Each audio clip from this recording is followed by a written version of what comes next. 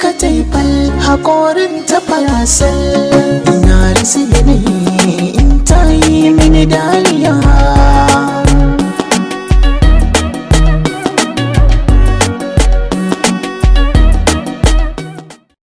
Assalamu alaikum. Wannan waƙar da kuke gani ita ce waƙar da ta yi fice a 2020. Ita ce waƙar da ta ja hankali a masana'antar Kannywood. Kana kuma ita ce waƙar da babu kamar ta a cikin Kannywood a wannan satin. Waƙar da ta ja hankalin masana'antar Kannywood da ma al'umma baki ɗaya. Duba da yadda jarumi Shamsuddin ɗan iya ya taka rawar gani a cikinta tare da jarumarsa.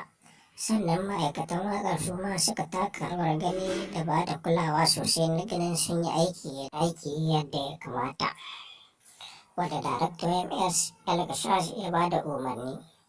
Sannan jarumi Shamsu ɗan iya ya taka rawar gani a cikin wannan waƙa sosai, kuma ita ce fitacciyar waƙarsa ta wannan mako. Ku ci gaba da kasancewa da gidan wannan TV mai suna Mega TV don kawo muku cikakkiyar waƙar da ma ƙayatattun bidiyon waƙar Shamsu ɗan iya da ma sauran waƙoƙin jaruman Kannywood gaba ɗaya. Mun gode.